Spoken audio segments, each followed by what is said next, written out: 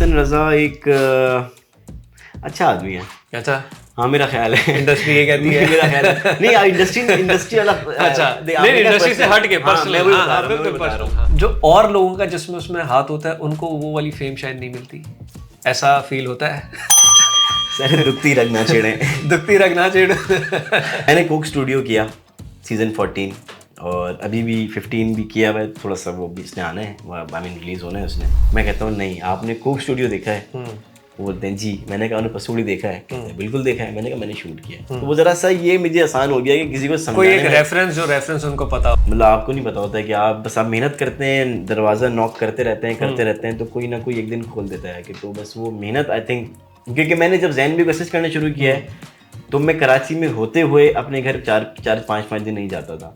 Office में मुझे जैन भाई ने एक ऑफिस में एक जगह बना के दी हुई थी, एक रूम था मेरा, मैंने वहाँ एक मैट्रेस डाला हुआ था, वहीं मैं सोता था ताकि शूट पे लेट भी ना हो। मुझे मैं अगर आज भी सुनता हूँ तो मैं ऑब्वियसली, आप जब एक शूट पे अब एक चीज़ पे काम कर रहे होते हैं तो आप मल्टीपल टाइम सुनते हैं, तो आप एक टाइम पर आके बोर हो जाते हैं। बट तू झूम ऐसा है कि मैं अगले यहाँ बैठ के अगले 100 बार भी उसको लूप पे सुन सकता हूँ। तू झूम, क्योंकि ऐसी उसमें कुछ मेमोरीज भी हैं और वो एक उसमें एक रूहानियत भी लगता है उस गाने में। हम एज टैलेंट पाकिस्तान में पीछे नहीं हैं, बिल्कुल भी पीछे नहीं है। वही एलेक्सा, कुछ लेंसेज हमारे पास नहीं है बट ऑलमोस्ट वही लेंसेज वो वहाँ पे भी शूट कर रहे हैं।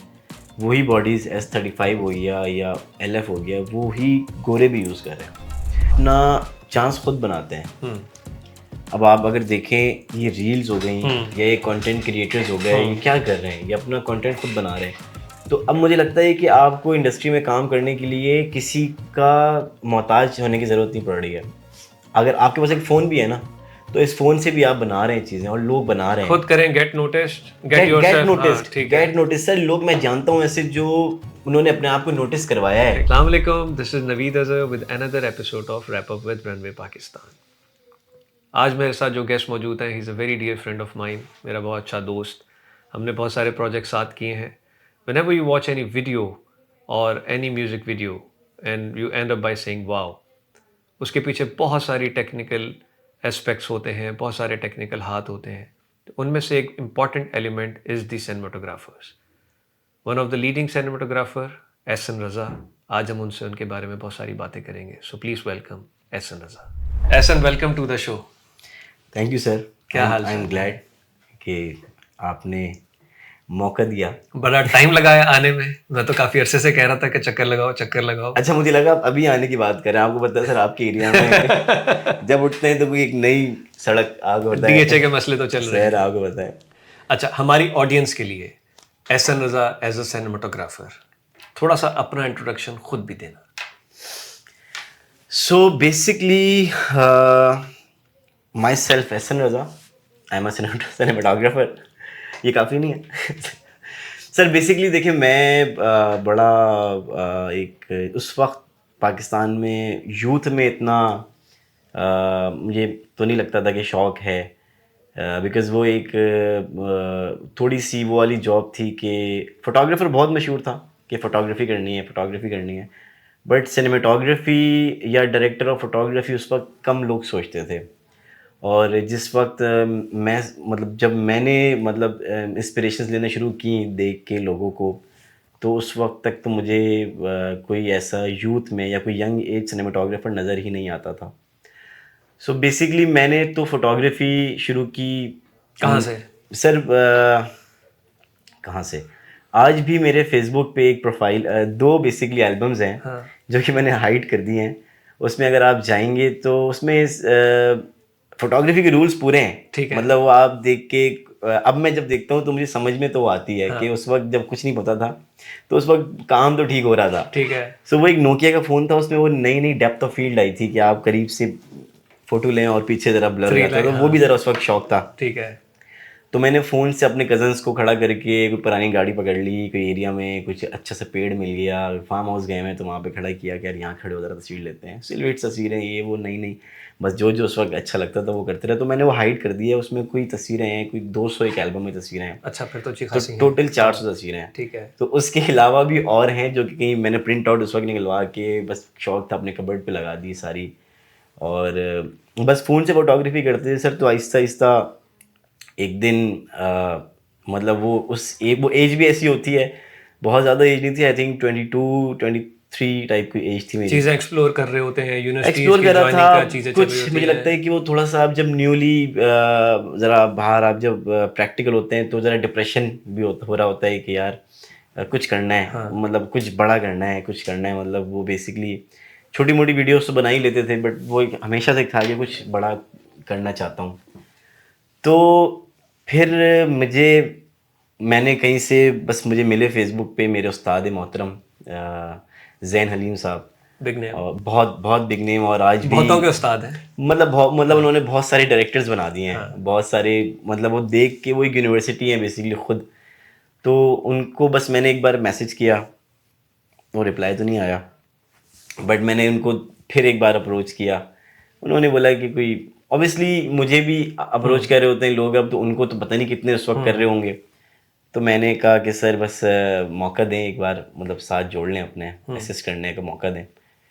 तो बस उन्होंने मुझे कहीं चीज़ों के बाद, वो अल्लाह का करना था, वरना मैं उनके बाद जब उनको मैंने ज्वाइन किया उसके बाद उनको मैंने देखा है तो रोज़ पता नहीं कितने डजन्स के हिसाब से उनके पास मैसेजेस आते थे, और फ़ोन कॉल्स आती थी, या मैसेजेस, या सोशल मीडिया पे कि बस लोग कह रहे होते थे कि यार असिस्ट करना है आपको। अब मैं तो फिर छोटा था, मुझसे कई बड़ी एज के लोग थे जो कहते थे असिस्ट तो करना है, जब ये लेकिन करियर पाथ डिफाइन हो रहा था तो उस टाइम पे किसी प्रॉपर इंस्टीट्यूट में कोई एजुकेशनल पॉइंट ऑफ व्यू से इसी चीज़ को परसू कर रहे थे?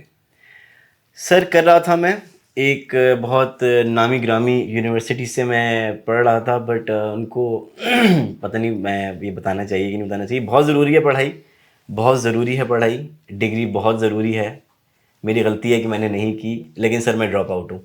मैंने यूनिवर्सिटी में मैंने रिक्वेस्ट की कि मेरी थोड़ा सा, मैंने मतलब काम स्टार्ट किया हुआ है, प्रैक्टिकल वर्क ज़्यादा मिल हाँ रहा मतलब है मुझे। मैंने थोड़ा सा मैसेज करता हूँ, शूट सुबह होती हैं और टाइमिंग पैकअप का भी नहीं होता, तो वो अटेंडेंस का मसला होता है।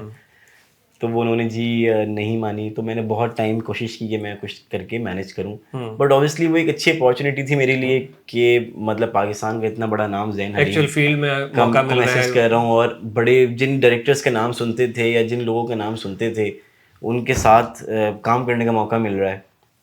तो ऑब्वियसली मुझे लगता था कि थोड़ी सी फुलिश मूव होती कि अगर मैं यूनिवर्सिटी के लिए उसको छोड़ता, लेकिन अगेन डिग्री बहुत इंपॉर्टेंट है।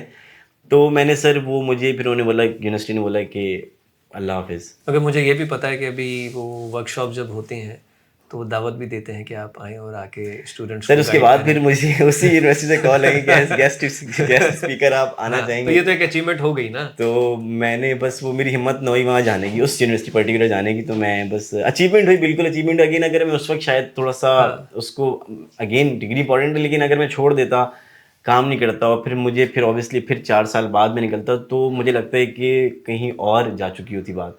बिकॉज वो इतनी स्पीड से भी चीज़ें चेंज हो रही हैं कि हमारे मुल्क में कैमरा आया डिजिटल 11-12, अराउंड 2011-12, तो उसके बाद तो और आसान हो गई सिनेमाटोग्राफी। उसके बाद फिर अब वो डीवीसीज आ गए, अब तो डिजिटल कमर्शियल्स आ गए, बजट्स भी थोड़े से कट डाउन हो गए हैं, तो वो ऑब्वियसली नए लोगों को अच्छी बात है, मौका मिल रहा है, बट अगेन वो उस एक जगह बनाने में थोड़ा सा टाइम लगता। फिर अभी जो काम कर रहा है अच्छा कर रहा है, और सब काम कर रहे हैं माशाल्लाह, और बहुत अच्छा काम कर रहे हैं सारे। अच्छा, अपने ऑडियंस को थोड़ा सा डिफाइन करने के लिए कि अगर हम बात करते हैं कि एक अच्छी म्यूजिक वीडियो, एक अच्छा टीवी कमर्शियल, एक जनरल टर्म लोगों के जहन में होती है, अच्छा इसमें ये एक्टर है, इसने गाना गाया है, ठीक है, 2 टर्म्स हो गए, और डायरेक्टर। सिनेमाटोग्राफी को थोड़ा सा अपने वर्ड्स में एक्सप्लेन करें हमारी ऑडियंस के सर लिए। सिनेमाटोग्राफी शायद बहुत सारे लोग मासेस नहीं जानते होंगे कि होता क्या है बेसिकली।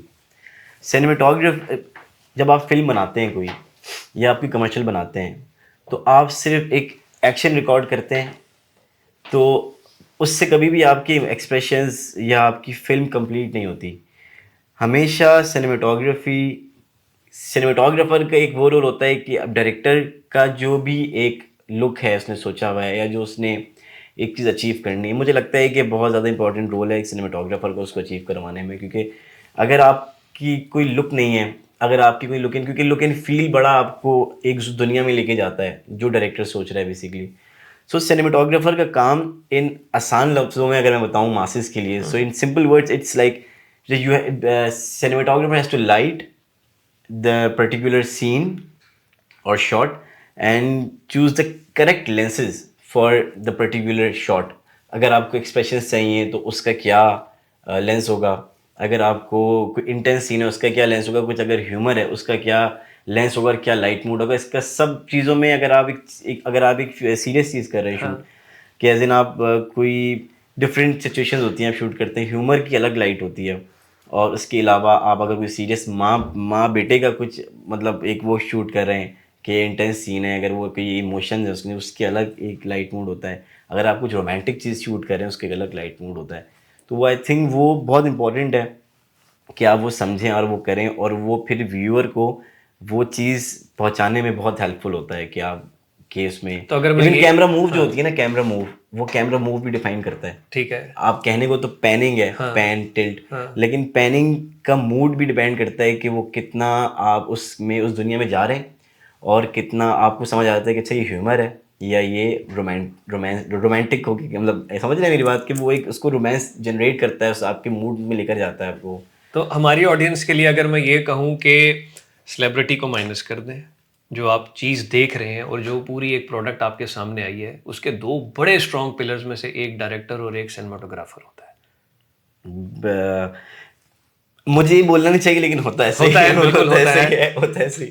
हमने भी कुछ प्रोजेक्ट साथ में किए ये सर हैं, आपको और याद है, बल्कि एक वो वाला आसान तो नहीं प्रोजेक्ट थे, जिसमें वो हमने एक वेडिंग का सीक्वेंस निकालना था और वो हमारे पास सनलाइट जा रही जा थी, रही थी 15 मिनट थे, और खुद कैमरा उठा के जो पूरी ब्राइड घूमो घूमो, मतलब इट वाज सो अमेजिंग। क्योंकि वो बेसिकली हम कर रहे थे माउंटेन, बिल्कुल हाँ, कि माउंटेन और लेक के लेक के साथ, साथ। हाँ। तो वो माउंटेन्स में होता है ये कि सनसेट ऐसे होता है, बिकॉज अगर आपका 5 बजे 5:30 बजे सनसेट है वहाँ पे, तो वो 4 बजे माउंटेन कैसे हो जाता है, बिकॉज माउंटेन की भी हाइट होती है ना, तो वो छुप जाता है।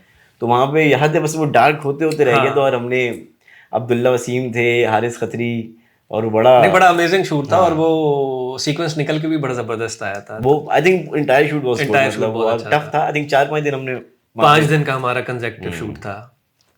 आउटडोर शूट और इंडोर शूट दोनों में क्या डिफरेंस है सिनेमाटोग्राफर के पॉइंट ऑफ व्यू से? नाइस क्वेश्चन, मतलब ये बहुत टेक्निकल आपने सर देखिए, बहुत सारी यंग ऑडियंस भी देख बिल्कुल रही ठीक कह है रहे जो हैं इस करियर को परसू करना चाहती है, तो सर, बिल्कुल ज़रूरी ठीक है। कह रहे हैं। हाँ, इस ये जो यंग जनरेशन है उसके लिए मैं कुछ चीज़ें प्लान भी कर रहा हूँ। एक मैं चाह रहा था कि कोई वर्कशॉप टाइप चीज़ भी करूँगा जिसमें अलेक्सा वगैरह का हैंड्स ऑन एक्सपीरियंस, और मैं चाहूँगा कि वो ऑब्वियसली जो ग्राउंड रियलिटीज़ हैं इस वक्त इंडस्ट्री की वो भी जाने। सर जब आप आउटडोर शूट करते हैं तो आउटडोर शूट में आप अकॉर्डिंग टू सन मूव कर रहे होते हैं, क्योंकि खुदा ने एक सूरज निकाला है, उस सूरज से आप लड़ नहीं सकते, उसके अकॉर्डिंग आपने चलना है। तो वो भी एक साइंस है कि आपको सन में किस तरह से शूट करना है कि आपकी इमेज फ्लैट भी ना हो, और आपकी डायमेंशंस भी रहें लुक में, फील में, और अच्छा कॉन्ट्रास्ट भी रहे। और इंडोर में ये होता है कि इंडोर तो एक ब्लैंक कैनवस है। अब उस ब्लैंक कैनवस में फॉर एग्जांपल अगर सेट लग गया, एक सेट लगा हुआ है, वो सेट किसी चीज़ का भी है, कि वो एक आई थिंक हम जो मोस्टली लगाते हैं सेट्स पे, वो लिविंग रूम टाइप चीज़ें, बहुत सारी चीज़ें लगती हैं सेट पे। सो बेसिकली वो एक कैनवस है, उस पर आपने पेंटिंग करना स्टार्ट करनी है। लाइटिंग सिर्फ एक पेंटिंग है, आपने कहाँ पे हाईलाइट्स निकालनी है, कहाँ पे शेडोज निकालने हैं, ये तो वो एक थोड़ा सा टेक्निकल होता है जब आप स्टूडियो में काम कर रहे होते हैं, बिकॉज आपको अवेलेबल लाइट तो अच्छी खासी मिल जाती है आउटडोर में, बट आप जब इंडोर जाते हैं तो वो ज़रा सा टेक्निकल होता है कि आपने किस तरह से कहाँ के कौन से एंगल पे कितनी हाइट पे लाइट रखनी है, और अगर आप ये लेंस लगाएंगे तो वो चीज़ फ्रेम में तो नहीं आएगी। तो ज़रा सा ये एक थोड़ा सा टेक्निकल है कि आपको वो, और वो तो विद एक्सपीरियंस आता रहता आपको आता है, मतलब वो, हाँ, आप मतलब ट्रायल एंड एरर फेजेस होते हैं उसमें, बट आपको अल्टीमेटली वो आ जाता है कि अच्छा, आप। Self learning is very important for any field, either वो डॉक्टर है, आइदर वो इंजीनियर है, आइदर वो सिनेमाटोग्राफर है।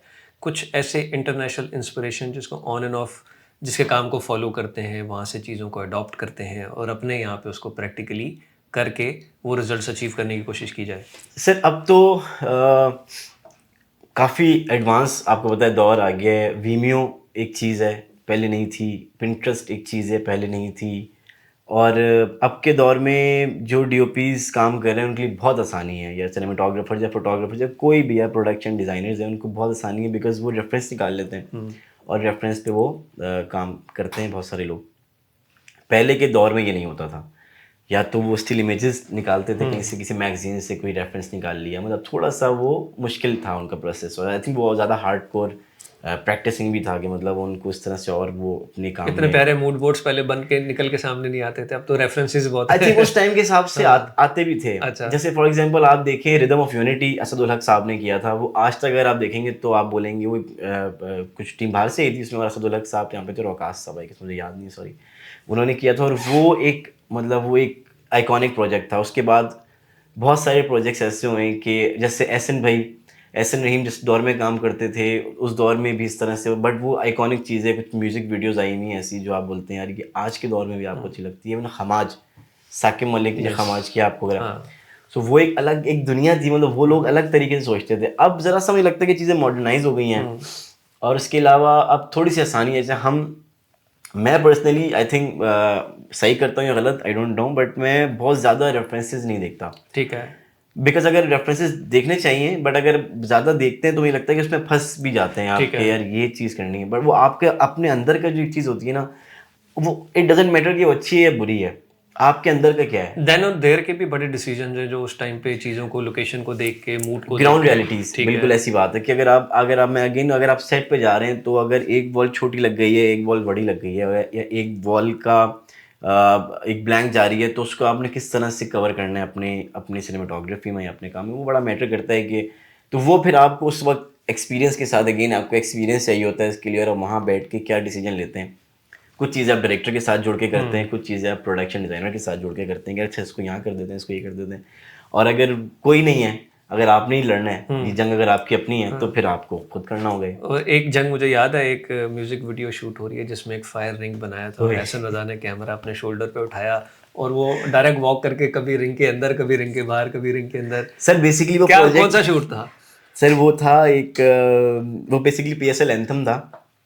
ज़ीशान परवेज़ जो हमारे बड़े बहुत स्वीट भाई हैं और is a very good director, वो डायरेक्टर थे। और क्योंकि ये पीएसएल का थोड़ा सा टाइम कम था प्रेप का, बिकॉज कुछ लेट अप्रूवल्स थी, कुछ चीज़ें थी, तो वो फंसे हुए थे, हम भी, तो बस जितना हम जो आइडियाज़ पुल कर सके उन 2-3 दिनों में लाहौर में शूट करे थे। और आई थिंक जनवरी टाइप कुछ था, सर्दी तो थी। सर्दी भी थी, सर्दी थी। तो मुझे तो बड़ा मज़ा आ रहा था आग के साथ। और आई थिंक आयमा बेग थी उसमें, और वो हमने एक रिंग बनाया हुआ था जिसमें हमने एक फायर लगाई हुई थी।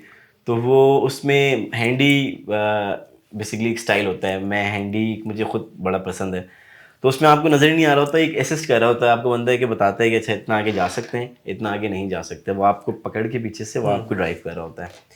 तो वो उसमें बस वो उस वक्त क्योंकि कोई क्योंकि बड़े मिरर्स लगे हुए थे सब जगहों पे, उस तो वहाँ पे कोई आ नहीं सकता था, मैं अकेला था, तो वो बस वहाँ पे शीशे से निकल के मिरर के थ्रू उनको देख रहे थे आइमा को, फिर वहाँ क्रॉस करके, तो बड़ी वायरल भी नहीं, हुई वीडियो थी। भी बड़ी वायरल हुई थी ऑल टुगेदर, और ऑल टुगेदर जो वो एंथम की जो फाइनल वीडियो थी वो भी बड़ी अमेजिंग थी, लोगों ने बड़ा अप्रिशिएट किया था। क्या करने में ज़्यादा मज़ा आता है, टीवी कमर्शियल, म्यूजिक वीडियो या मूवी? सर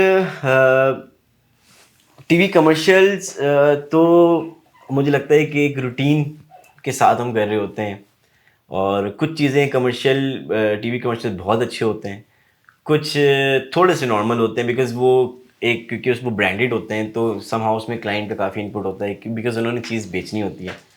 तो हम अलग तरीके से सोचते हैं, कभी कभार वो अलग तरीके से सोचते हैं, तो वो कभी कभार आके हमें ब्रांड गाइडलाइंस को फॉलो करते हुए ऑब्वियसली मतलब बहुत। अब उन्होंने अपना प्रोडक्ट बेसिकली हाईलाइट करना है, in the end of the day वो बन उसके लिए रहा है, उस प्रोडक्ट के लिए बन रहा है वो कमर्शियल। तो कुछ चीज़ों में बहुत मार्जिन हमारे पास होता है, मतलब हमारे पास एज इन के मतलब मेरे पास, आई मीन सिनेमाटोग्राफर के पास, डायरेक्टर के पास और प्रोडक्शन डिज़ाइनर के पास, कुछ जगहों पे नहीं होता। तो कमर्शियल्स आप कह सकते हैं कि मोर और लेस मतलब अच्छे होते हैं, और कुछ, लेकिन म्यूज़िक वीडियो में ये है कि बड़े पुराने लोग जो निकले हैं वो म्यूज़िक वीडियो से ही निकले हैं। मतलब पहले दौर में प्रूफ अपने आप को प्रूफ करने का तरीका यही था। अब एक चीज़ गलत जो हो रही है हमारी इंडस्ट्री में कि डायरेक्टर जो छोटे छोटे तो नहीं, आई मीन जो जूनियर डायरेक्टर्स आ रहे हैं और माशाल्लाह अच्छा काम कर रहे हैं, उनकी कोशिश ये होती है कि वो एक ही कमर्शियल में सब कुछ कर दें। तो वो थोड़ा सा बजट्स भी होते हैं ऑब्वियसली, और फिर वो एक टाइम स्केड्यूल भी होता है, आप एक हैवी प्रोडक्शन लेके इतना चीज़ों को पुल नहीं कर सकते, और एक ह्यूमनली भी आप मतलब वो नहीं है कि आप इतना लंबा एक स्पेल करें कंटिन्यू, क्योंकि ये भी समहाउ एक टाइम पे आके बंद करना, काम करना बंद हो जाता है। बट जो म्यूज़िक वीडियोस है ना, म्यूज़िक वीडियोस में आप इंजॉय करते हैं क्योंकि बिकॉज उसमें कोई ब्रांड नहीं होता इन्वॉल्व, कभी कभार होते भी हैं, लेकिन म्यूज़िक वीडियोस फिर आप जितना चाहें उसमें अपने इनपुट डाल के आप अपनी मर्जी से बनाते हो। तो मुझे पर्सनली म्यूजिक वीडियोस में मतलब मैं मज़ा एंजॉय आता है। करता हूँ, मैं एंजॉय करता अच्छा, हूँ। म्यूज़िक वीडियो जब बहुत पॉपुलर हो जाए, वो गाना हिट हो जाए, सब जगह पे चलती है, बहुत सारे लोगों को उस पे क्रेडिट मिलता है। कभी ऐसा फ़ील होता है कि यार आर्टिस्ट तो अपना वो निकाल गया, सिंगर को भी हो गया, जो ड्यू क्रेडिट्स हैं, बहुत सारी इस तरह की म्यूज़िक वीडियोज़ में मैं एक पर्टिकुलर का नाम भी लूँगा, जो और लोगों का जिसमें उसमें हाथ होता है, उनको वो वाली फ़ेम शायद नहीं मिलती। ऐसा फ़ील होता है? सर दुखती रग ना छेड़े। दुखती रखना छेड़। अच्छा मैं आपको बताऊँ, मैंने कोक स्टूडियो किया सीज़न 14 और अभी भी 15 भी किया हुआ है, थोड़ा सा वो भी इसने आना है, आई मीन रिलीज़ होना है उसने। 14 किया, उसमें पसूड़ी मैंने शूट किया। नाम मैंने लेना था पसूरी का। आपने लेना था? मैंने कहा मैं लूंगा, आराम से अपनी ऑडियंस को बताऊंगा कि पसूरी नहीं तो के जो ये सिनेमेटोग्राफर हैं, एडिट कर देना, ना एडिट कर बट देना। अच्छा है ना, ठीक है, ये पीछे ले कि आते हैं जो इसको। सिनेमेटोग्राफर हैं वो एहसन रजा हैं। हमें पता है, हम उस पर बहुत खुश होते हैं, बहुत हैप्पी फील करते हैं, बट क्या एहसन रजा भी उतना ही हैप्पी फील करते हैं after the hit of that song and the credits goes to? नहीं तो एक काम करें ना, अभी अब मैंने आपने जो क्रेड वाली बात की थी ना, वहाँ से वो जवाब देता हूँ, पसूड़ी वाली बात एडिट कर दिएगा और हाँ, इस वाले सवाल को हम बाद में ले आएंगे फिर। ठीक है। सो अच्छा मुझे लगता है कि कमर्शियल्स में हम कुछ ऐसी चीज़ें करते हैं जो शायद म्यूज़िक वीडियोस में भी ना होती हों, बट वो रजिस्टर नहीं होता उस तरह से।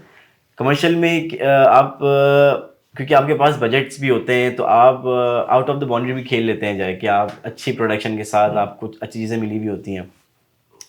बट म्यूज़िक वीडियोस में कभी कभार थोड़ा सा हाथ तंग होता है प्रोडक्शन का भी, और मतलब हमारा भी एक सर्टेन अमाउंट होता है उसमें सब चीज़ें आर्टिस्ट मैनेज डायरेक्ट पे करो तो कई दफ़ा बजट करना होता कंस्ट्रेंट्स। है। हाँ, सो मुझे लगता है कि म्यूज़िक वीडियोस में फिर क्रेडिट मिल जाता है, बिकॉज म्यूज़िक वीडियोस उस तरह से मतलब कमर्शियल नहीं है, तो म्यूज़िक वीडियोस में तो क्रेडिट फिर भी मिल जाता है। बट ऑब्वियसली एक आर्टिस्ट का जो उसमें क्रेडिट होता है, और क्योंकि उनका इनपुट भी शायद ज़्यादा होता है, मतलब उन्हीं के सराउंड में वो जब वो म्यूज़िक वीडियो होती है तो वो आई थिंक उनका ज़्यादा बनता है। आपकी एक बड़ी मशहूर वीडियो ऑल टुगेदर जिसमें you worked as a cinematographer, Pasoori, जी सर। पूरी दुनिया का एक sensation, across the border hit हुआ, इंटरनेशनली उसको मिला, पाकिस्तान की हिस्ट्री के सबसे ज़्यादा व्यूज़ हैं on YouTube. You just talked about the credits, do you think के जो बिहाइंड द टीम थी उसको उतने ही क्रेडिट्स मिले जितने के मेन सर यूट्यूब पे तो नाम लिखा हुआ है। नाम लिखा हुआ है? अच्छा। अच्छी बात यह है कि अक्सर ब्रांडेड वीडियोस में या म्यूज़िक वीडियोस में नाम क्रेडिट्स पूरे नहीं होते। कोक की अच्छी बात यह है कि कोक ने यूट्यूब पे अपने सारे सब जितने भी हेड्स से जितने भी लोग काम करते थे उनका क्रेडिट लिखा हुआ है। ये तो हो गया वाला क्रेडिट जो लिखा हुआ है। ठीक है। उसके अलावा अली सेठी ने काफ़ी आई मीन उनका इनपुट भी बहुत था, जुल्फी भाई, कमाल खान जो इसके डायरेक्टर हैं, और शाहरुख काजिम जो इसके प्रोड्यूसर हैं, सब ने बहुत अपना इनपुट दिया, और कहीं हम भी इसमें थे। और मैं आपको एक बताता हूँ, मैं किसी के साथ किसी कंपनी में गया हुआ था।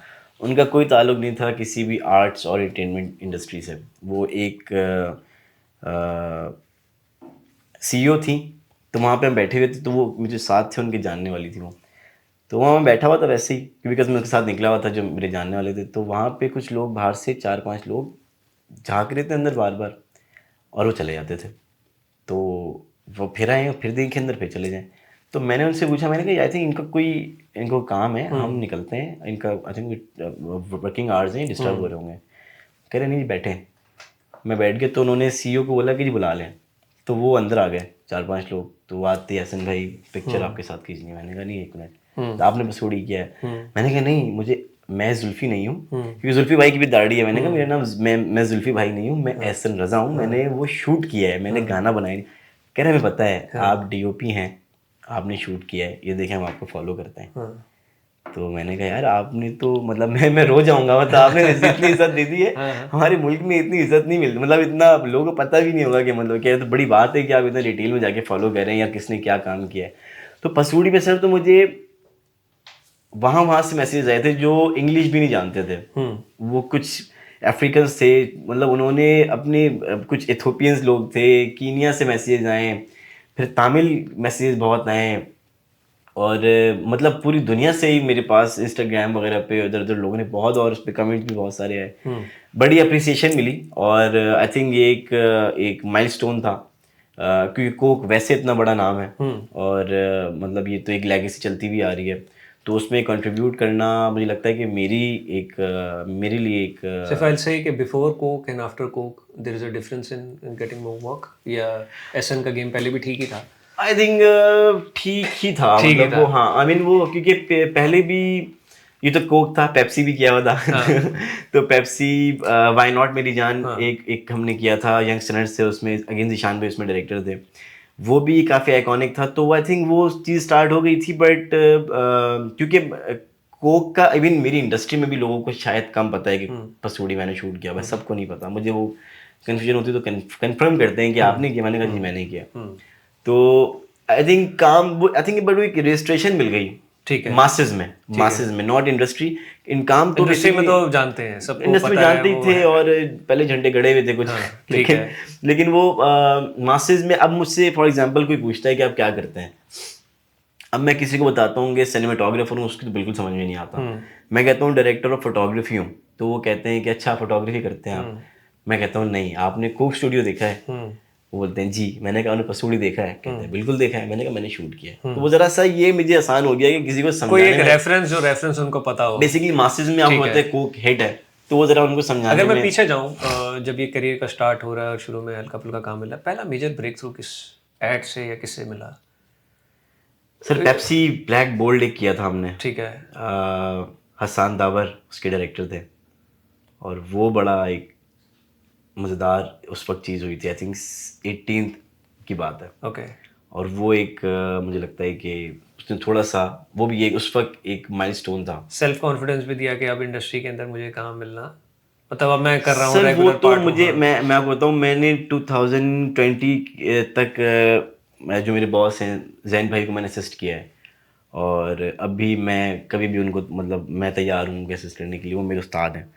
बट वो कोविड के बेसिकली मेरा स्टार्ट कैसे हुआ, कोविड में काम बंद हो गए थे, तो कोविड में ज़रा सा छोटी चीज़ें ज़्यादा बन रही थी, तो वो आई थिंक वो एक कुदरती तौर पे एक अपॉर्चुनिटी बनी कि वो उस कम छोटे काम को अच्छा करके, और वहाँ से मुझे लगता है कि वो उसके बाद एक साइकिल शुरू हो जाता है। आपको पता नहीं लगता कि आपको ये कोई स्केड्यूल नहीं होता है कि अच्छा मैं यहाँ तक करूँगा मेहनत, और 21 में मेरी 2021 में मेरी अपनी एक शोरील बनना शुरू हो जाएगी।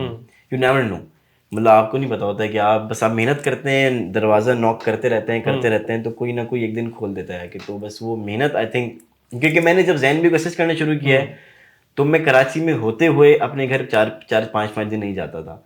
ऑफिस में मुझे जैन भाई ने एक ऑफिस में एक जगह बना के दी हुई थी, एक रूम था मेरा, मैंने वहाँ एक मैट्रेस डाला हुआ था, वहीं मैं सोता था ताकि शूट पे लेट भी ना हो, और मैं घर की गाड़ी यूज़ करता नहीं था, उस वक्त उबर करीम होती नहीं थी, तो बस कोई ऐसा ना हो कि लेट हो जाऊँ, कुछ हो जाए, तो मैं बस थोड़ी सी मेहनत मैंने की है, मतलब वो आई थिंक जो कि ज़रूरी है, कोई मतलब खुद पे एहसान नहीं किया, ज़रूरी है किसी भी हाँ, अपने कहीं पहुंचने के लिए आपको कुछ ना कुछ तो करना ही मतलब पड़ता है। कुछ ना कुछ कहीं पहुँचे, मतलब वो एक आप जब डिग्री भी करते हैं तो 4 साल आप पढ़ते हैं ना, आप पढ़ते हैं, उसके बाद फिर आपका गेम कहीं बनना शुरू होता है, आपकी अच्छी जॉब लग जाती है। तो वो आई थिंक मैंने जो एक ग्राउंड पे जो मेहनत की है, जो डिग्री ग्राउंड पे ली है मैंने, काम कर करके, वो कहते हैं कि 10,000 घंटे या 15,000 घंटे है, गेस 10,000 घंटे आप किसी चीज़ पे स्पेंड करें तो आप उसके मतलब मास्टर होते हैं। तो मैं ये तो नहीं बोलूँगा कि मैं मास्टर हूँ, लेकिन एक कैलकुलेशन के हिसाब से 15,000 घंटे से ऊपर मेरे हो चुके हैं कैमरे के पीछे। अच्छा, जब किसी नए प्रोजेक्ट के लिए कॉल आती है, कोई एक नया प्रोजेक्ट है जो डिस्कस होता है, तो as a cinematographer you have to work very closely with the director, and कुछ और डिपार्टमेंट्स भी हैं जहाँ पे डायरेक्ट देखना है, फिर रेकी का भी पार्ट आता है, प्री स्टोरी को भी पूरा देखना है। थोड़ा सा इन अ वेरी शॉर्ट ब्रीफ अगर हम उसको कह दें कि एक नया प्रोजेक्ट आया, आपने उसको देखा, उसकी सारी चीज़ें देखी, अब क्या काम होता है जो सिनेमाटोग्राफर उसको देख रहा होता है? सर फॉर एग्जांपल एक मेरे पास एक मैसेज आता है या मुझे कॉल आती है कि are you available on this date. मैं कहता हूँ मैं अवेलेबल हूँ, या मैं कहता हूँ नहीं हूँ। अगर मैं अवेलेबल होता हूँ तो पहले हमारी एक मीटिंग सेट होती है डायरेक्टर के साथ कि बेसिकली हम कर क्या रहे हैं, करना क्या है, किस तरह से अचीव करना है, वो सब कुछ समझ के फिर हम लोकेशन स्काउट करते हैं। लोकेशन मिलने के बाद फिर हम वहाँ पे रेकी करते हैं जाके। रेकी करने के बाद हम जब बोलते हैं कि अच्छा हमारे इस काम के लिए ये लोकेशन सूटेबल है, फिर हम काम करते हैं उसके प्रोडक्शन डिज़ाइन के ऊपर। आर्ट डायरेक्टर अपना काम स्टार्ट कर देते हैं। मुझे अगर अगर मेरे जहन में होता है कि अच्छा यार ये चीज़ हम इस लेंसेज पे करते हैं या ये चीज़ हम इस कैमरे पे करते हैं, तो वो डायरेक्टर के साथ मैं डिस्कस करता हूँ और फिर हम उस चीज़ को लॉक करते हैं कि अच्छा मोस्टली एलेक्सा पे काम हो रहा होता है एरी पे। तो वो अब जैसे 35 भी आ गया एरी या LF एरी है एलेक्सा, तो हम इसको एक चीज़ लॉक कर लेते हैं। जैसे कैमरा ये यूज़ करना है, लाइट्स ये यूज़ करनी है। लाइट्स नहीं, लाइट्स तो मेरी कॉल होती है, डायरेक्टर को इतना लाइट्स पे इतना इनपुट नहीं होता उसका कि कैमरा यूज़ करना, लेंसेज यूज़ करने। फिर जो प्रोडक्शन डिज़ाइनर होता है उसके साथ चीज़ें चल रही होती हैं कि अच्छा मेरा इनपुट ये होता है कि अच्छा इसको ऐसे कर लेते हैं, इसको यहाँ पे ये चीज़ लगा दें तो मेरे इस फ्रेम में ये चीज़ कवर हो जाएगी या मेरा ये फ्रेम ज़रा मज़ेदार हो जाएगा। और फिर डायरेक्टर के बाद हम इसको चीज़ें लॉक करने के बाद, अप्रूव कराने के बाद डायरेक्टर से लॉक करते हैं और फिर हम शूट पे जाते हैं। ठीक है, शूट पे जाते हैं तो फिर वहाँ पे हम सुबह से स्टार्ट करते हैं, अर्ली मॉर्निंग से। If I say there could be good days and the bad days at the shoot as well, तो ये सही होगा गलत होगा? बिल्कुल होगा सर। बैड डेज क्या होते हैं सर अगर आउटडोर शूट कर रहे हैं तो बैड डेज ये होते हैं कि हमें सन हमारे लिए इंपॉर्टेंट होता है। लाइट्स होती हैं अपनी जगह, बट अगेन सन की जो पावर होती है वो सन की होती है। तो ऐसा होता है कि आप जो अच्छा मौसम आप कराची में फील करते हैं या आप जब बाहर निकलते हैं अच्छा मौसम फील करते हैं कि यार सन नहीं है आज, क्लाउडी है, वो हमारे लिए अच्छा नहीं है। बिकॉज हमें सन चाहिए होता है, हमें हाईलाइट्स चाहिए होती हैं। कभी कुछ बारिश हो जाती है, कुछ ऐसी कुछ कोई रेनफॉल हो गई या कुछ कभी कुछ ऐसा मिसहैप हो गया, कुछ कोई चीज़ लेट हो गई, तो मतलब स्मूथ के साथ साथ कभी कभार ये वाली चीज़ें होती रहती हैं। इंडोर में ये कि कभी कोई अगर अच्छी सेलिब्रिटी हमारी वो है, एक्टर है इसमें ऐड में, तो वो थोड़ा सा टाइम लगा रही है तैयार होने में, तो वो पूरे स्केजुअल आगे डोमिनो इफेक्ट जाता है ना सर। ठीक है, अगर एक चीज़ आप सुबह 9 बजे स्टार्ट कर लें तो अगर अच्छा एक स्कोप ऑफ वर्क भी हो उस दिन का, तो आप 12 बजे तक पैक कर सकते हैं। बट अगर आपको एक्टर लेट मिले तो आप रात में 4 बजे भी जा सकते हैं। फिर नेक्स्ट डे आप क्या शूट है तो वो सारा डोमिनो इफेक्ट है, फिर पूरा आगे चला जाएगा। अर्ली कॉल हो जाएगी, क्लोज लेट हुआ और सारी चीज़ें। बिल्कुल फेयर इनफ। कुछ ऐसा प्रोजेक्ट जो बड़े दिल के करीब होता है, हर एक के होता है? कई सारे ऐसे प्रोजेक्ट हैं, कई सारे ऐसे प्रोजेक्ट्स हैं जो जैसे तू झूम मैंने एक किया, वो मुझे क्योंकि उसमें एक ज़रा बात भी एक सोल की बात है, वो मुझे पसंद है। और वो जब हम शूट कर रहे थे, बल्कि उस वक्त भी एक अलग एक इन्वायरमेंट था।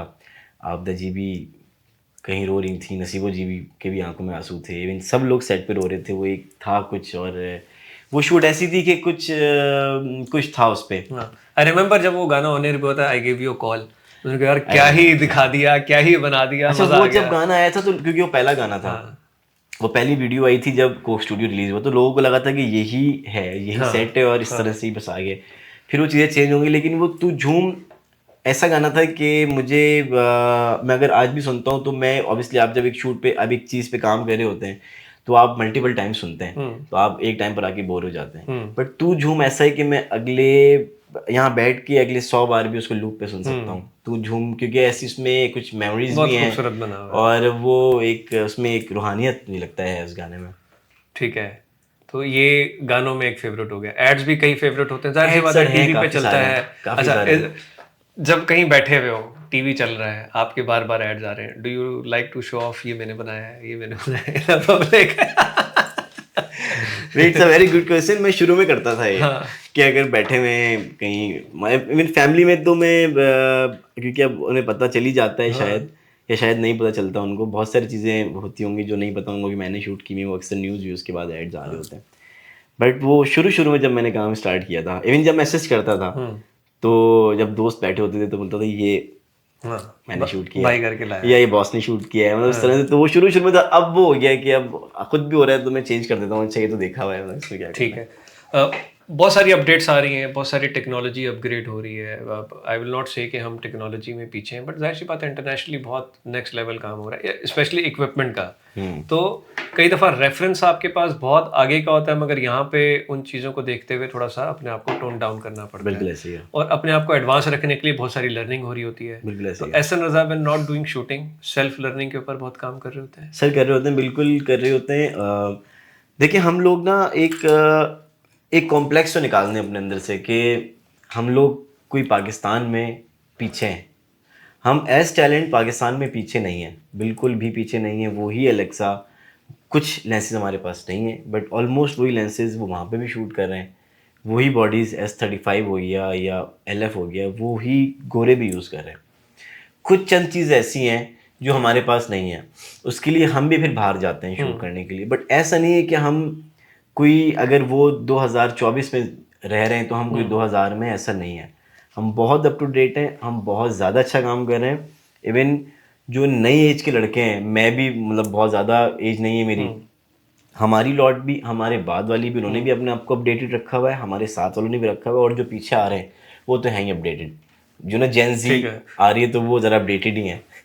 अपडेटेड जरूर होंगे, क्या उतने कमिटेड टू वर्क हैं? सर ये वक्त बताएगा। ये कमिटेड टू वर्क तो ये आप जब आप प्रैक्टिस में आते हैं ना, तब पता चलता है, इस तरह नहीं पता चलता। उसके लिए कमिटमेंट चाहिए, डेडिकेशन चाहिए, अपने आप को बिल्कुल ऐसे मारना ही है। है, अच्छा, बिल्कुल बहुत ऐसे ही सारा है। लोकल काम किया तो बहुत सारा इंटरनेशनल काम भी किया, जी ठीक सर। है, अपने ही कंट्री के लिए, बट इंटरनेशनली प्रोडक्शन हाउसेस के साथ वहाँ पे जाके भी काम किया। क्या डिफरेंस फील किया लोकली काम करते हुए और इंटरनेशनल काम करते हुए? इंटरनेशनली काम तो अब बाहर के ब्रांड्स के लिए भी किया है, सऊदीया के लिए भी किया है कुछ चीज़ें, और दुबई में भी काफ़ी ऑन एंड ऑफ चीज़ें चलती रहती हैं। हम थाईलैंड शूट करते हैं, जो प्रोडक्शन फ्रेंडली जो कंट्रीज है मैं आपको बताता हूँ। थाईलैंड में शूट करते हैं हम, टर्की में शूट कर रहे थे बीच में काफ़ी, और हम दुबई कभी कभार करते हैं। टर्की हम कर रहे थे बिकॉज वो जब कोविड था तो बंद हुआ था थाईलैंड, तो वो उस टाइम पे टर्की में कर रहे थे। बाहर एक चीज़ बहुत अच्छी है, चाहे वो आप थाईलैंड में करें, चाहे वो आप दुनिया के किस कोने में करें, थाईलैंड या ये जो जहाँ पे प्रोडक्शन होती हैं, वो एक ह्यूमनली काम करते हैं। वो एक सर्टेन टाइम पे आके ब्रेक लेते हैं, एक सर्टेन टाइम पे आके वो पैकअप कर देते हैं। मतलब वो उनके गलत प्रैक्टिस नहीं है, 20-20 घंटे की या 18-18 घंटे की प्रैक्टिस नहीं है उनके। वो शुरू करते हैं सुबह, 45 मिनट्स का ब्रेक लेते हैं पहले। अगर आपका कॉल टाइम 8 बजे है तो 8:45 पे स्टार्ट करेंगे। 45 मिनट ब्रेकफास्ट उनका ब्रेक है। So you have to plan according to this time, according to their breakfast time. कि अगर हम 8 बजे रोल करना है तो उनको हम 7:15 पे बुला लें, समझ रहे हैं? तो उसके बाद फिर हर 6 घंटे बाद उनको ब्रेक चाहिए, जो कि मुझे लगता है ह्यूमनली ठीक है। बिल्कुल ठीक है। हमारे यहाँ तो सेट पे मौका मिल गया, चलो पीछे जाके खा लो, 2 लोग कर रहे हैं, 5 लोग कर रहे हैं, 6 लोग हाँ, कर रहे ये हैं। एक नई टर्म आ गई है, रनिंग लंच आ गया। Running ये lunch मुझे चल रहा समझ है। में नहीं आता क्या है, क्योंकि ये तो एक मतलब हम चीज़ों को ख़राब करते जा रहे हैं। मतलब ये तो प्रॉपर बैठ के एक लंच टाइम होता है, वहाँ पे रेस्ट होता है, वहाँ पे तो इवन आप नैप टाइम भी देते हैं आपको कि आप थोड़ी देर नैप करें। आप उसके बाद फिर अगर अब वो टाइम ओवर हो जाए तो वो चीज़ें अपनी पैक करना शुरू कर देंगे। एक टर्की में इंसिडेंट भी हुआ था, वो कैमरे का 6:30 बजे का टाइम था, बंद। मैंने कहा मेरी कमिटमेंट ये है, जो करना है कर लो, ये कैमरा वापस जाएगा। यहाँ पे करके तो दिखाएं। ठीक है, यहाँ पे तो रात 2 बजे तक चल रहा है। ठीक है, वो बस बिल के अंदर थोड़ा बहुत ऐड हो जाएगा तो वो हो जाएगा। बस वो ये गलत है, नहीं होना चाहिए। बहुत सारा न्यू टैलेंट जो बहुत सारी यूनिवर्सिटियों ने मीडिया साइंसेस प्रोग्राम्स इनिशिएट किए, और उसका टैलेंट हम देख रहे हैं इंडस्ट्री में आया, और बहुत सारे लोगों को असिस्ट कर रहा है, काम कर रहा है। You must have work with few of them as well, ठीक है। They are looking to get a proper break in the industry. उनके लिए कोई ऐसी एडवाइस कि किस प्लेटफॉर्म के थ्रू आए या क्या करें? सर मुझे लगता है कि अब दौर बहुत फ़र्क हो गया है, दौर बहुत चेंज हो गया है। अब आप अपना चांस खुद बनाते हैं। अब आप अगर देखें, ये रील्स हो गई या ये कंटेंट क्रिएटर्स हो गए, ये क्या कर रहे हैं, ये अपना कंटेंट खुद बना रहे हैं। तो अब मुझे लगता है कि आपको इंडस्ट्री में काम करने के लिए किसी का मोहताज होने की ज़रूरत नहीं पड़ रही है। अगर आपके पास एक फ़ोन भी है ना, तो इस फ़ोन से भी आप बना रहे हैं चीज़ें, और लोग बना रहे हैं। खुद करें, get noticed, get notice. Sir लोग, मैं जानता हूँ ऐसे जो उन्होंने अपने आप को नोटिस करवाया है, और वो किसी के प्लेटफॉर्म से नहीं, अपने सोशल मीडिया बहुत सारे आए हैं। अभी हमारे मेन स्ट्रीम के ऊपर सेलिब्रिटीज की कैटेगरी में भी हैं, और वो कर रहे हैं, और ब्रांड्स उनको अप्रिशिएट कर रहे हैं। बिल्कुल है। और इवन मतलब किसी सिंगर को भी आजकल ब्रेक की जरूरत नहीं, अच्छा गाते हो यूट्यूब पे डालो। सर सोशल मीडिया इतनी पावर है, आप देखें ना, ये हम गलत समझते हैं कि टिकटॉक वगैरह का यूज़ गलत हो रहा है, जहाँ पे भी हो रहा है, मतलब जो हम जिस केस गलत समझते हैं। बट बाहर आप जाते हैं, अगर आप चेंज करते हैं ना, अगर आप ट्रैवल करते हैं कहीं, तो आपकी रील्स आना चेंज हो जाती हैं। दुनिया भर हो जाती है, ऐसे ही है। वो इतनी इंफॉर्मेटिव होती हैं, और वो इतनी आइडिया क्रिएटिव रील्स होती हैं। वो क्या आप बोलते हैं कि यार ये वो लोग जो कर रहे हैं ना, आपको यहाँ करना चाहिए। आपको ज़रूरत नहीं है कि आप किसी प्रोडक्शन हाउस जाएं। देखिए, प्रोडक्शन हाउस का भी बजट लगा होता है, कॉस्ट होती है एक दिन की। वो किसी भी मतलब उन ट्रस्टवर्दी लोगों को ही वो रीयूज़ करते हैं, बिकॉज उनका अगर काम हो गया तो प्रोग्राम बढ़ सकता है, आप समझ रहे हैं। तो बेसिकली आपको मौका ढूंढने की जरूरत ही नहीं है, ठीक है, आपने मौका खुद बनाना है, प्लेटफॉर्म में आपके अपने पास लिए खुद प्लेटफॉर्म जगह है, बनाए, बनाए सर। बिल्कुल ठीक है। मैंने फोटोग्राफी फ़ोन से शुरू की थी ना, अगर मैं बैठा रहता कि यार मैं अब्बू से बोलूँगा कैमरा दिलाएं, हाँ। मुझे कैमरा दिलाते, फिर वो शायद ना भी होता, फिर वो सारा प्रोसेस ही खत्म हो जाता ना। ठीक है। मैंने फ़ोन से फोटोग्राफी की, मैंने एटलीस्ट थोड़ी सी तो आंख साफ होना, मतलब पता हो अच्छा ही हो। उसके बाद जब मैं आया तो मुझे चीज़ें की भी थी, प्रैक्टिस थी कि अच्छा इसको यूँ करूँगा तो ये बुरा लगेगा, क्योंकि मैंने वो उस तस्वीर में किया था। तो वो ये आप करते रहें, खुद ही करें, और आप मैं आपको कह रहा हूँ ना, आप डोर नॉक करते रहेंगे, एक दिन कोई ना कोई खुद खोल देगा। सिनेमाटोग्राफर का करियर पाथ, उसका आगे का फ्यूचर, टीवी कमर्शियल्स कर लिए, म्यूजिक वीडियोस कर ली, eyeing on the films. Film, sir मुझे लगता है कि हर फिल्म मेकर घर से फिल्म बनाने ही निकलता है, but may be I am just waiting for the right time. मैंने एक फिल्म थी फाइन ट्रबल में सेकंड यूनिट डीओपी था, मैंने अपने बॉस को असिस्ट किया था 2017 में, और वो फिल्म मुझे लगता है मेरी प्रैक्टिस के लिए, मेरी ट्रेनिंग के लिए बहुत इंपॉर्टेंट थी। उसमें फाइट सीक्वेंसेस थे, तो सब hand held camera, proper movie थी वो तो प्रॉपर मूवी थी, तो हाँ, हैंड हेल्ड करके फाइट entertainment and शूट कर रहे हैं, everything, भाग रहे हैं, दौड़ रहे हैं, तो वो मुझे लगता है वो बहुत अच्छी ट्रेनिंग और स्टेमिना भी उसने बड़ा बनाया। हम काफ़ी शूट करते थे, और एहसन भाई ने क्या फिल्म बनाई थी फिर वो। तो वो मुझे लगता है कि अब जब मैं कोई फिल्म करूँगा तो आई थिंक उसका एक टाइम होता है, वक्त से पहले नहीं आपको ठीक है। मिलता। अभी जो काम हो रहा है एज अ सिनेमाटोग्राफर, हम बहुत सारे इंटरनेशनल काम देखते हैं, सिनेमाटोग्राफर का बड़ा मेन रोल है एक मूवी के बड़े पर्दे पे ब्यूटीफाई करने में। क्या अप टू द मार्क का, जाहिर सी बात है सीनियर लोग कर रहे हैं, हम नाम नहीं ले सकते, but are you happy with the way cinematography in movies have been used, happening right now? Happening right now? Sir Maula Jatt बहुत अच्छी फिल्म थी। कमली बहुत अच्छी शूट हुई हुई थी, मुझे याद नहीं है किसने की थी कमली, लेकिन बहुत अच्छी शूट हुई हुई थी। अब जो फिल्में आ रही हैं आई थिंक ज़रा सी कमर्शियल हैं, और वैसे मैं एक बात बताऊँ आपको, फिल्म पे कंटेंट ज़्यादा मैटर करता है। हम उसमें भी कंफ्यूज हो रहे हैं ना, कंटेंट में कंफ्यूज हो रहे हैं, थोड़ा अपने सा कंटेंट को नहीं निकाल पा रहे। अच्छा सर, मैं एक बात बताऊँ आपको, पाकिस्तान में दो किस्म के फिल्म मेकर्स हैं। ये मैंने रिसेंटली अभी मतलब जज करना शुरू किया है कि अच्छा ये तो अलग गेम है। एक फिल्म मेकर वो है जो कमर्शियल है, एक फिल्म मेकर वो है जो फिल्म्स बना रहा है अपना, वो हम देखते भी नहीं है क्योंकि हमारी इस तरह से नज़रों के सामने नहीं आता वो, बट वो बाहर जाके अवार्ड्स भी ले रहा है और वो फेस्टिवल्स में दे रहा है। मुझे लगता है कि वो प्योर फिल्म मेकर्स हैं। वो फिल्म मेकर, हम भी फिल्म मेकर्स हैं, बट ऑब्वियसली हम सोचते हैं कमर्शियल की तरीके से, ठीक है। बिकॉज हमने किया हुआ इतना कमर्शियल है, और हम वो जो फिल्म मेकर है ना, वो फिल्में बना रहे हैं, वो बना रहे हैं प्योर आर्ट, और वो बनाते हैं, और आई थिंक बहुत लिमिटेड बजट में बनाते हैं, और उसको फेस्टिवल्स में देते हैं, और वहाँ पे वो अवार्ड्स भी ले रहे हैं, और आई थिंक जो कि अच्छी बात है। जैसे हमारे और एक दो फिल्म्स आई थी, आई थिंक सरमत की थी, वो हमारे तो और भी मसले हैं ना कि ज़रा सा वो। इनफैक्ट मेरा अपना एक एक्स एम्प्लॉई है सफ़र, उसने एक मूवी बनाई थी, परवाज़ है जुनून समथिंग, और इंटरनेशनली कोई 17-18 अवार्ड्स अब तक विन कर चुकी है। ईरान में 2 दफ़ा जाके विन करके आया, टर्की में 2 जगह से अवार्ड्स लिए हैं, इंडिया में 4 अवार्ड्स उसने 3 या 4 अवार्ड्स वहाँ से लिए हैं। Is a very good guy, but वो मैं कहीं ना कहीं उसकी फ्लाइट के बीच में आ रहा था, कितनी छुट्टियाँ नहीं होगी फिर होगी, तो मैंने कहा जा उड़ ले, ठीक है। No, I am so happy. Again वही है कि वो लोगों ने यहाँ नहीं देखी हुई, मैंने पर्सनली वो मूवी देखी, 20 मिनट की एक वो है, और वो इंटरनेशनली अवार्ड्स ले रहा है, which is quite good.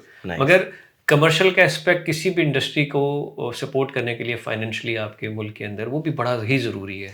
Sir commercial देखिए, कमर्शियल में डायरेक्टर को 1 मिनट में पूरी स्टोरी बतानी होती है, और वहाँ पे बस 2 घंटे होता है।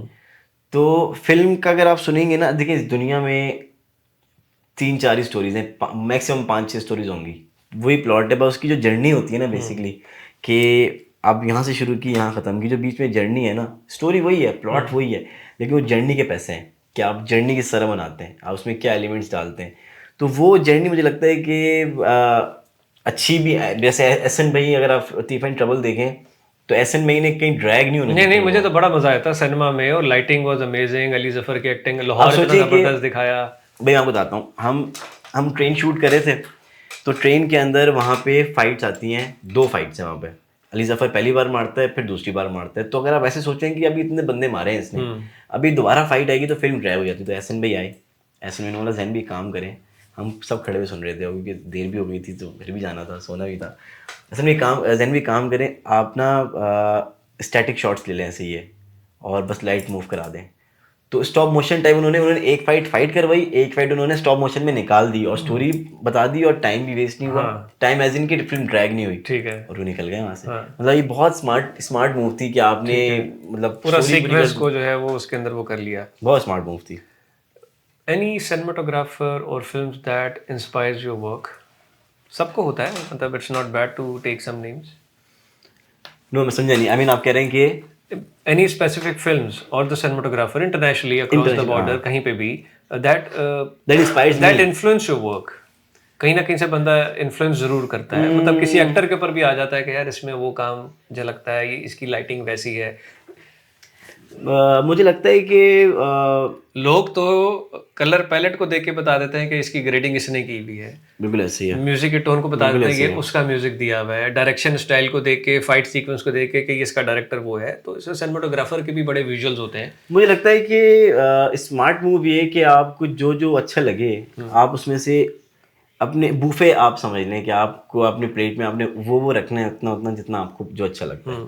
सो आप सबको देखें, जैसे लुबिस्की मशहूर ज़माना, चीवो जिनको कहते हैं जो डायरेक्टर ऑफ फोटोग्राफी हैं, उनमें से आपको जो चीज़ चाहिए उसमें से आप मूव्स ले लें आप, और में से आप जो जो आपको चाहिए ना वो आप जमा कर लें और फिर आप अपनी चीज़ बनाएं। आप एक बार देख लें, अगर आप देखेंगे तो आपके वो सबकॉन्शियस माइंड में होगा कि अच्छा यार ये चीज़ उसने इस तरह से शूट की थी, बट अगर मैं उसको ज़रा सा ये करता हूँ वो भी रखता हूँ और हल्का सा अपना ये ऐड करता हूँ तो क्या बनता है। तो मुझे लगता है कि अपना अंग भी बहुत ज़रूरी है और इंस्पिरेशन भी बहुत ज़रूरी है। अच्छा, वो मिक्स चल रहा है सबसे। अच्छा, एक वो रहता है, वो तो हमने बीच में सवाल भी हो गया तो उसका जवाब भी हो रहा है कि किसी भी नए को कैसे करियर पाथ डिसाइड करना है, यूनिवर्सिटी में डिग्री लेना इंपॉर्टेंट है, वो सारा मैसेज हमने बड़ा अच्छा से दे दिया। कंक्लूड करने से पहले एक पर्सनल सवाल करते हैं कि Ehsan Raza as a human being, as a if not working Ehsan Raza, who is Ehsan Raza?